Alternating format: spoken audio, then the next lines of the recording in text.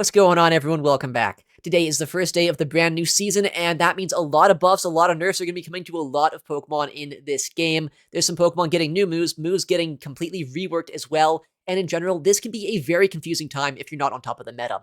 So today, I'm going to go over what this new meta is going to look like, give some teams as well if you're struggling to team build in this new season, so you can try to climb as soon as you can here in this new meta.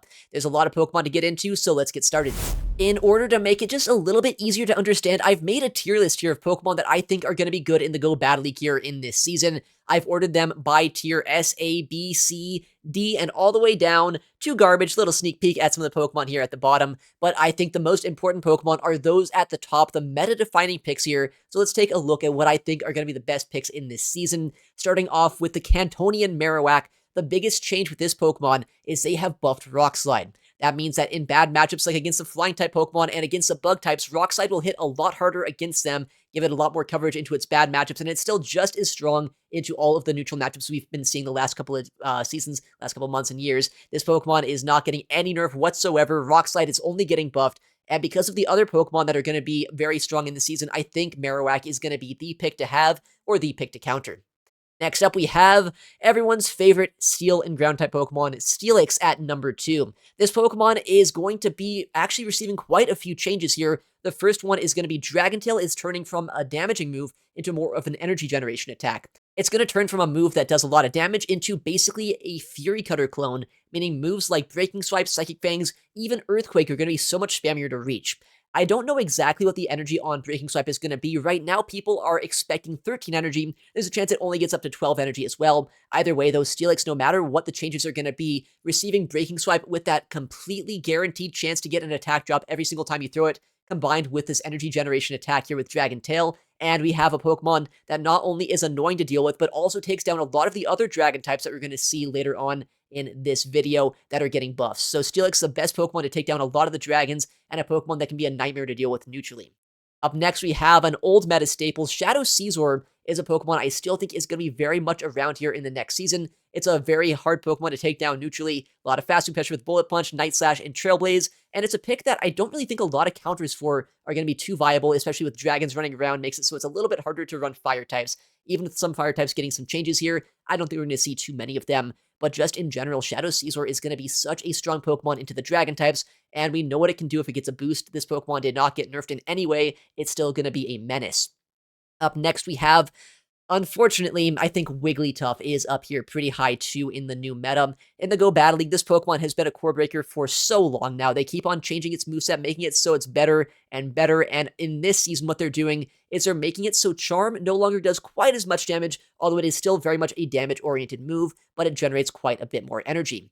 I don't know exactly what the energy value is as of recording this video. I am assuming it's 9 energy per turn, basically turning Charm from the move that it is currently into a former Dragon Tail clone. So if that move is the case, then honestly, Wigglytuff just becomes an insane Pokemon. Icy Wind only takes 5 charms to reach. Swift only takes 4 charms to reach. You're still a defensive powerhouse having that normal and fairy typing, and this Pokemon is going to be very hard to take down if you're not using a steel type. Another thing I was looking at here is if Wigglytuff does have 9 energy charm, you actually just straight up beat Steelix in the 1s and 2s thanks to resisting that Dragon Tail damage. Another reason why Wigglytuff might be busted. Up next, we have another Pokemon that I'm actually very excited for, and that is Empoleon. The big change here being that it gets Metal Sound as a fast move, but also as a secondary buff, the move of Drill Peck is also getting a damage increase, meaning not only is it better coverage against some of the Pokemon you might not want to see, but it also just in general has a much quicker pacing to its charge attacks. Only 5 Metal Sounds to either a Drill Peck or a Hydro Cannon. I have a lot of high hopes for this Pokemon, and I'm hoping at this point that this thing is going to be one of the more flexible Pokemon in the meta. And that is the S tier picks. Those are the Pokemon that I think are going to be on basically every team. At least one of them you'll see on every single team that you're going to see here. And I know these Pokemon do have counters, but they feel like picks that are going to be at the top of basically every single good team.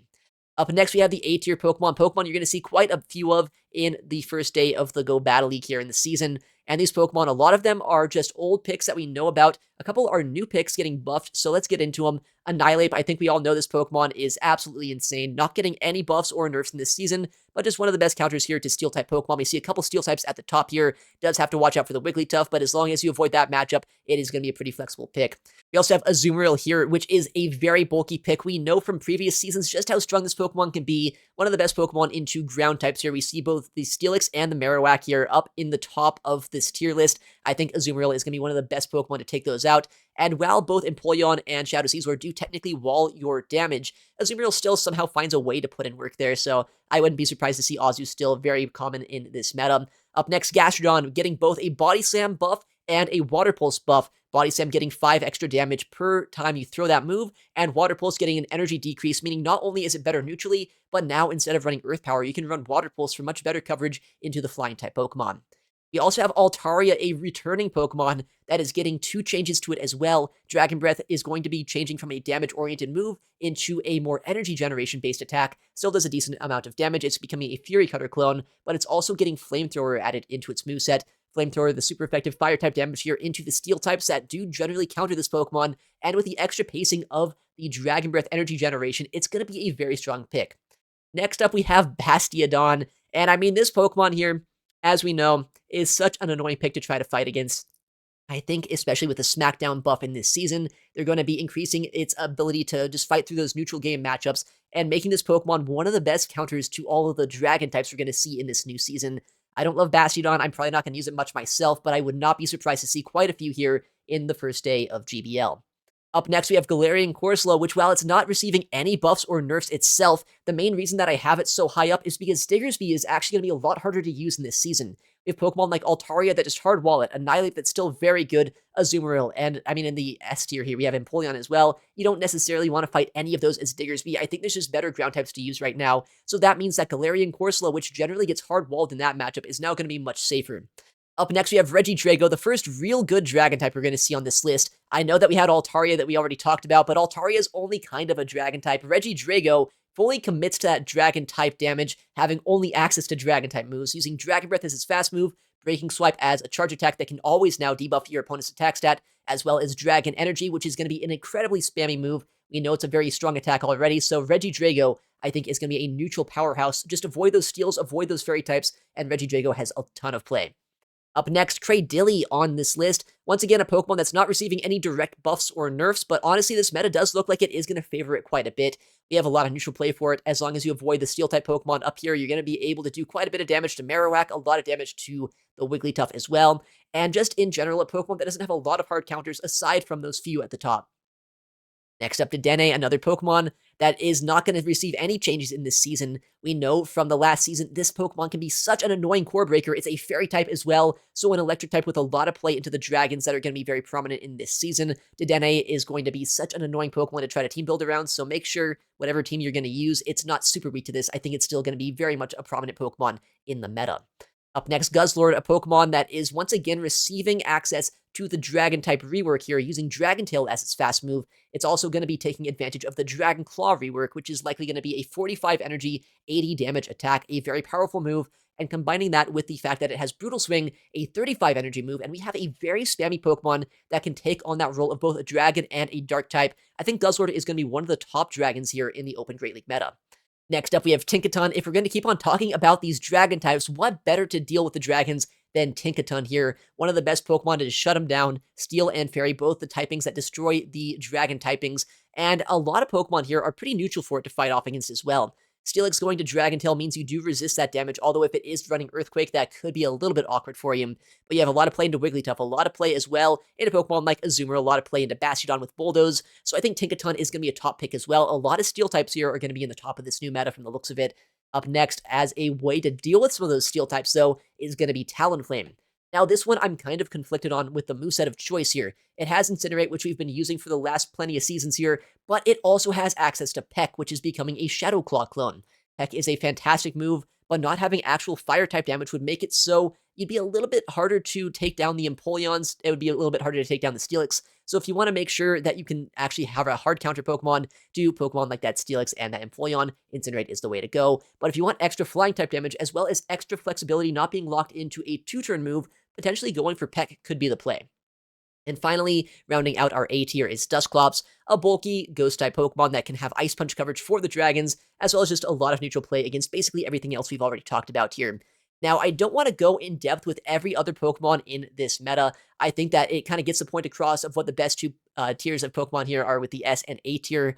But going through the B tier, we can just kind of talk through generally what this means. The B tier Pokemon, everything you see here, very viable. I'm expecting these Pokemon to at the very least make an appearance every now and then in the Go Battle League. I don't think they're the best picks out there, but they're very good anti-meta picks. Pokemon that I would not be surprised if good players use at regional tournaments here in the future, or just Pokemon that you see quite often in the Go Battle League. I just don't think they're quite in the same caliber as the Pokemon up here in S and A tier. So Giratina, Clodsire, Carbink, like all these Pokemon here that I'm talking about in the B tier, they're still good, but I would not call them quite top meta. And C tier, you can see these are the Pokemon that you could try to make work right now. I think the big one I do want to talk about here is that Diggersby. It's going from one of my favorite Pokemon to use in this previous season into a Pokemon that almost feels kind of unplayable, right? We have Altaria that just shuts it down. We have Cradilly. We have Empoleon, which is going to outpace it and resist quick attacks. I mean, you can one-shot it likely with the Scorching Sands, but as long as the Empoleon has shields, that's a pretty awkward matchup. Annihilape's still going to be around. We still have Talonflame. We have Azumarill. All these Pokemon are so tough for it. I feel like there's just more flexible ground-type options here right now in the meta. And I mean, all of these Pokemon here in C tier, you could probably try to make them work. I wouldn't really suggest building a team with more than one or two of these at most. These Pokemon are spice picks, and while they might be able to be at least used to some success, I wouldn't rely on them if you want to climb a lot of elo. Up next, we are going to see the D tier and the garbage tier. These are just Pokemon that are ranked pretty high on the PvPoke website, but also Pokemon that I don't have a lot of faith in right now. We're going to see here in D tier, Auroras, Crustle, Hypno, Fearow, Galarian Stunfisk, and Venusaur. All these Pokemon, they might be able to have some sort of play. I just feel like the meta is not super great for them right now. I like Venusaur with the Sludge buff, but I mean, in a meta with all these Steels and all these Dragon types, where exactly is it supposed to go? I would not rely on this Pokemon if you want to try to use a Grass type. Cradilly is probably still just the better option. Galarian Stunfisk is just kind of a downgrade to Steelix, in my opinion. Maybe it has a good matchup into Steelix, saying that you do resist Dragon type damage, but in general, it's still going to be a slow pick to try to reach those Earthquakes, and despite the Rock Slide buff, I don't think that's going to be quite enough to make it actually meta again. Fearow is an interesting pick. I have it down here in D tier. I'm sure, honestly, it might be a little bit low on this list. There's a chance you could put this into C tier. It is very squishy. It has Peck and Drill Peck, very good flying type moves, and Drill Run, a very good ground type attack. But it is also very squishy, and it's a Pokemon that has to contend with a lot of fast food pressure in the meta right now. So I don't know exactly how good this thing's going to be until I get my hands on it. I'm not going to put it any higher until I can actually see how it performs. But right now, I'm not going to expect it to do too much. I guess we'll have to see here in the coming weeks if this Pokemon does outperform where I'm going to see or expect it to be. And then we have Hypno, which is going to be receiving that Confusion buff, making it just a little bit easier to reach those 40 energy moves, only taking 3 Confusions for an Ice Punch, a Thunder Punch, Fire Punch, Psy Shock, whatever moveset you want to run. I guess that could help it out a little bit, but a Pokemon that's weak to Sucker Punch, a Pokemon that's weak as well to Astonish, that is having its fast move pressure resisted by all the Steel types, I don't know. I don't think this Pokemon's going to be that meta impactful, but I do like to see Confusion getting buffed. Maybe down the line, another Confusion user could be good. Crustle getting access here to Rock Wrecker, you know, maybe that could be a fun one-shot pick here down the line if you wanted to have some spice, but Bug and Rock is not the best defensive typing. It's not going to be hitting for a lot of super effective damage against most Pokemon, and in general, I think there's just better Rock types to use if you want to, so I wouldn't invest too much in Crustle. And speaking of Rock types, Auroras is here as well. It's getting that Weather Ball buff, but Weather Ball is not what was really holding it back. It's just Rock and Ice, not a great typing. I would not suggest using this despite it ranking pretty high on PvPoke. And in the garbage tier, other Pokemon that have, honestly, I don't even know why they're rated so high. Togetic, I feel like all the Steel types are really bad for it. There's better Fairy types. Cast Form, Weather Ball is getting buffed, I guess. You know, that's pretty good for it, but I think there's going to be better Pokemon in general. We have Samurott as well. Just a water type starter that's pretty outclassed. Gligar getting everything nerfed. I feel so bad for Gligar. Matang is such a fraud. Machoke, I don't know who Machoke is paying off to be rated so highly every single season on PvPoke, but with no coverage, it's no good. Togedemaru, a very bait-dependent Pokemon. Dodrio, extremely squishy, no coverage. And then Togekiss, once again, a Pokemon with no bulk. It has a pretty good moveset, but I don't think Togekiss is going to be the premier flyer or the premier fairy type in the Open Great League. So that is the overview of the Pokemon in the Open Great League meta here in the Go Battle League that I think are going to be good. But what will actual teams look like? Let's take a look at the teams that I think I want to use to start out the season, or at least some potential ideas that you guys can use if you want to use some teams yourself. All right, so for the first team that I'm going to recommend here, I'm going to have Altaria, Shadow Marowak, and Shadow Empoleon. This team is a very hard meta version of a team that I wouldn't be surprised to see quite a bit of here in the season. Altaria plus Empoleon are very good together. We've seen that in previous metas before, even before both these Pokemon got rebuffed here. And Shadow Kanto Marowak plus a flying type has always been a proven core as well. I think the movesets to run here, Dragon Breath, Sky Attack, and Flamethrower on Altaria, Mud Slap, Rock Slide, and Bone Club on Marowak, and then Metal Sound, Hydro Cannon, and Drill Peck on Empoleon. Using the Marowak as a safe swap, you're able to bait out a lot of bad matchups, use a shield advantage potentially on Empoleon as well to sweep the endgame, and Altaria with its massive bulk pairing up with these two shadows is a very good combination. Up next, we have a bit more of an offensive team here running Shadow Annihilape, Shadow Steelix, and Lapras. Shadow Annihilape, we talked about, this Pokemon is one of the most impressive Pokemon here in the entire meta. It's able to two-shield through a lot of things, and I think a lot of people are going to be trying out the Steel types in this season. Annihilape, one of the best counters to them. Pairs well with Lapras, we've seen that in the previous season, and Shadow Steelix is also just such a strong pairing with a fighting-type Pokemon. The movesets here, as we were talking about, counter Rage Fist Ice Punch on the Shadow Annihilape, Lapras running Psywave, Sparkling Aria, and Ice Beam, and the Shadow Steelix running Dragon Tail, and then Breaking Swipe as well as Earthquake, I think will be the moveset of choice.